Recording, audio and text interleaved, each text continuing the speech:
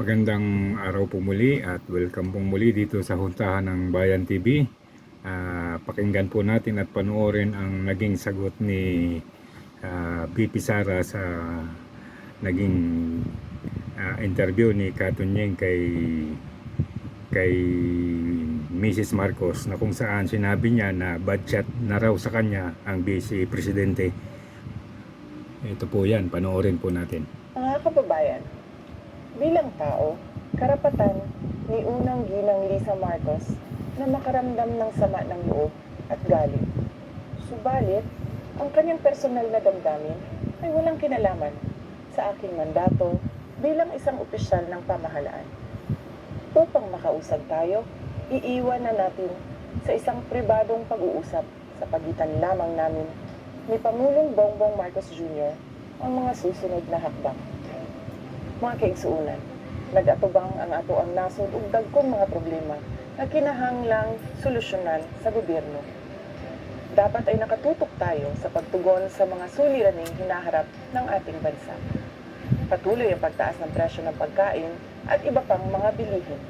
At ito ay mas nagpapahirap pa sa dinaranas na gutom o kawalan ng sapat na pagkain ng mahihirap nating kababayan. Nagbabadya rin ang kakulangan ng supply ng tubig at kuryente, habang talamak na naman ang ipinagbabawal na droga. Samantala, hindi pa rin natatapos ang banta ng kriminalidad, terorismo at insurhensiya sa ating bansa. So yan po ang naging pahayag ni Vice Presidente. Medyo matalas ang dating ito kung tutusin, at medyo sana kung tatalab sana to sa ating unang ginang, malalaman niya kung ano yung sinasabi niya. At panoorin din naman po natin ang naging komento ni Miss Malo Tikia, ang isang political analyst, at bago po tayo magbigay ng komento, ito po yung naging pahayag ni Miss Malo Tikia. Panoodin po natin. Diba? When you say budget, ito, parang sandali lang. Sino ka to say that to the Vice President who was elected? Ma'am, panghuling topic na lang natin, ma'am. Merong inilabas na teaser ang broadcaster na si Anthony Taberna tungkol sa kanyang exclusive interview dito kay First Lady Lisa Marcos. At mga nabanggit doon ni First Lady Lisa ay always kind to her. Ibig sabihin, ito yung pinagtutunggalan niya dito si VP Sara. Bad shot yan sa akin. Tatawa talaga ako dito. Bad shot na yan sa akin. Kumbaga, disapprove na yan sa akin. Sabi pa niya, my husband will do everything to protect you. Kailangan ba ng protection ba? Or, wala alam. You run together, pupunta ka sa rally, tatawagin yung presidente mong bangag, you will laugh. Pumunta ka dito. Ito yata yung sa rally ng mga ginawa namin dyan sa Liwasan. And, sabi niya pang 5, kinumpara pa kay Leni Robredo. Even Leni never did that. Ano ang nakikita mo? Doon, hindi pa natin nakikita yung buong konteksto talaga kasi hindi pa nirelease yata yung buong interview. Pero, dito sa, ma'am, teaser na ito, ma'am, anong nakikita mo? Alam mo, Adbar, hindi ko alam kung saan patungo itong teaser na to eh. Unang-una, very rare ang isang First Lady na magsasalita. She will insert herself into the frame, in the national discussion. Kasi wala siyang mandato. Hindi siya nahalal. Asawa lamang siya ng Pangulo. Salin pusa. Oo. So kung inalaw ba ito ng Pangulo? Yun ang tanong ko. Kung inalaw ng Pangulo, sandali lang, bakit sa asawa mo ang spokesperson mo? Pangalawa, yung sinabi niya na kind, okay? Kind to a certain degree kasi sino ba nagsimula na hindi siya pansinin, di ba? Oo, masakit. But that comes with territory. You are not expected to enjoy. You are expected to work and help the president. Yung sinabi niyang bad shot ito, seriously, may role siya? Diba? When you say bad shot ito, parang sandali lang. sino ka to say that to the vice president who was elected? And then sinabi niya, the president has been helping you. Again, ang tanong ko, seriously, pwede niya mapatigil lahat, no? Tigil yan! Itigil yung confidential fund, itigil yung pagbanat dito, itigil yan. Pwedeng itigil Ba't inalaw nila si speaker? Tapos sinabi niya yung isa pa doon na yung unit team. Wala na akong unit team, kaya sumira sa unit team. At sa lahat, yung refer mo kay Lenny Robredo, hindi ko maintindihan bakit.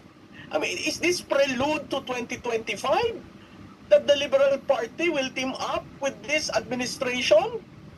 So yan po ang naging pahayag ni Miss Malo Tikia, isa itong political analyst strategist. Sa atin pong pananaw, kung tutuusin, hindi naman talaga dapat nangihimasok yung asawa ng presidente sa mga usapan na may kinalaman sa pagpapatakbo ng bansa. Lalong-lalo na wala naman siyang naging pwesto sa gobyerno maliban sa siya ay naging asawa ng presidente. At hindi po talaga tama na magsasalita siya na hindi naaayon sa programang pinatatakbo ng presidente. Ang lumalabas tuloy, imbis na umayos o maging maganda yung takbo, nagkakaroon tuloy ng pader sa pagitan ng presidente at saka sa kanyang mga kasama sa gobyerno, partikular kay BP Sara.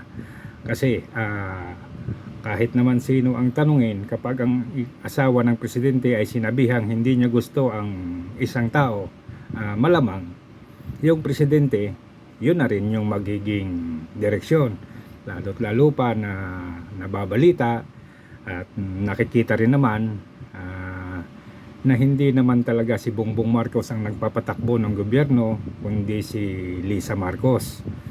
So sa pagkakataon na ito, sa ganitong sitwasyon, hindi talaga mapapaniwala o makukumbinsi yung mga tao na si Marcos ay masakit ito, pero parang ito ang sinasabi ng iba na si Marcos ay Andres Disaya at sumusunod na lang sa mga sinasabi ni Lisa Marcos. Nabanggit din niya yung pag-attend sa rally ni BP Sara, doon sa rally ng kanyang ama, at na sumasama raw ang loob niya kasi habang sinasabi ni Rodrigo Roa Duterte na bangag yung mister niya, yung asawa niya, ay nakangiti pa ito. Ang posisyon ko, alam nyo, isa lang naman ang pwedeng gawin dito ni Mrs. Marcos. Siya mismo, kumbinsihin niya yung asawa niya, magpa-drug test, ipakita sa publiko na yung sinasabi ni dating Presidente Rodrigo Duterte ay isang malaking kasinungalingan. At yung mga lumalabas na mga iba pang usapan, lalo na yung kay Maharlika, itong ang huli, yung pagkakahuli ng 13 billion na droga na lumalabas na ginagawa lang pantakip doon sa issue ng pagkakasangkot ng presidente sa droga, nabulilyaso pa at nakitaan pa ng maraming butas. So kung ating pagbabasihan yung sitwasyon, hindi talaga nagiging maganda yung pagtingin ng tao sa presidente, lalong-lalo na dito sa ginawa ni Mrs. Marcos. At kung pakikinggan natin yung naging sagot ni BP Sara sa kanya, alam naman ni BP Sara na normal na magkaroon siya ng sama ng loob sa mga nababalitang hindi maganda sa kanyang asawa. Pero masakit yung naging sagot sa kanya ni BP Sara, na imbes na patulan siya ng mga patutsada, ipinamukha sa kanya ni BP Sara na wala siyang mandato para pagsabihan siya o magsalita para sa kanya, at imbes tulungan na lang sana yung asawa niya na patakbuhin yung bansa ng maayos.